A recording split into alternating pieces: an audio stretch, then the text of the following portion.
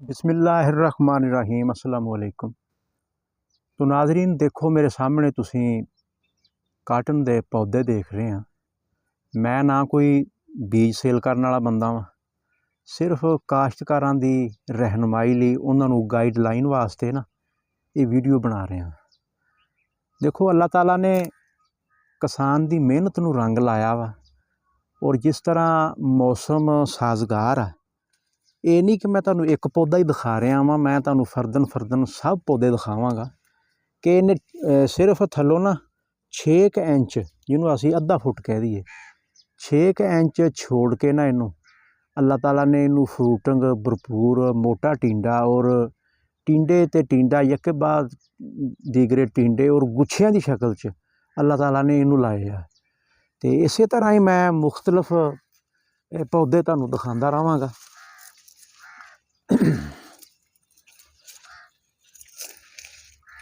देख लो पौधा और ऊपर तक टीसी तक फल जिहड़ा ना वो इन्हें लिया होया वा। देखो गल सब तो पहले जमीन की तैयारी तो मुकदी है कि जमीन तुसी तैयार कर लगे किहड़ियां चीज़ां नूं तुसी मद्देनज़र रखिया। आम फार्मर साडे जिहड़े है ना वो जमीन नूं लेज़र नहीं करते, जिहदी वजह नाल ना पैदावार च गिरावट आ जाती है, पैदावार च कमी आ जाती है। अच्छा दूसरा मरहला सीड का हुंदा। सीड का मरहला बहुत अहम मरहला वा।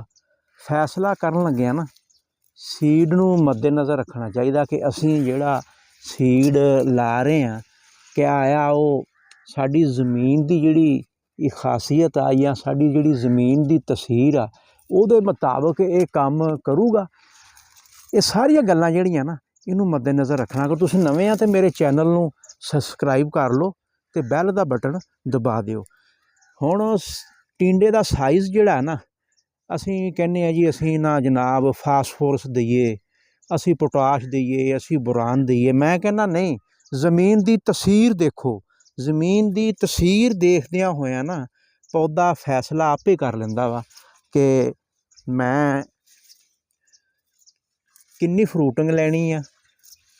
टिंडा देखो शैडिंग जिहड़ी है ना, शैडिंग अलहमदुलिल्ला शैडिंग बिल्कुल नहीं हैगी और सेहतमंद तवाना पौधे आ और सारा प्लाट है देख लो तुहाडे सामने है और टीसी तक फ्रूटिंग है। हुण मैं इसकी तुहाडे नाल ना वैरायटी का जिक्र भी करांगा कि ये वैरायटी किहड़ी है। तो अलहमदुलिल्ला मैं बहुत मुतमन हाँ, खुश हाँ अल्लाह ताला दी इस रहमत है कि अल्लाह ताला ने ऐतकी किसान ते खसूसी रहमत की है।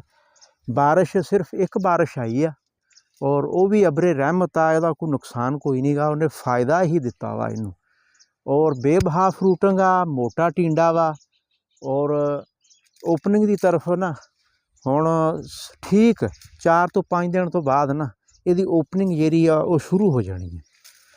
तो इसकी जी मैनेजमेंट आ वो भी इंशाअल्लाह ताला मैं तुहाडे नाल नैक्सट वीडियो शेयर करांगा। बस तुसीं साडे चैनल नाल जुड़े रहा जो वीडियो साडी देखो, इंशाअल्लाह ताला असीं तुहानूं इहदी पूरी मैनेजमेंट जिहड़ी है ना वो तुहाडे नाल मैं शेयर करांगा कि इसनूं मैं की खुराक दित्ती आ और हुण तक किन्नियां स्प्रेयां कर दित्तियां और किद्दां दीयां स्प्रेयां मैं कीतियां। आ देख लो गुच्छियां दी शक्ल च अलहमदुलिल्ला गुच्छियां दी शक्ल च इनू फल लगा होया वा। लो जी देख लो वो एक ये प्लाट आ कपाह दा। इस तो बाद तुहाडी नज़र मरवा दिन्ने कि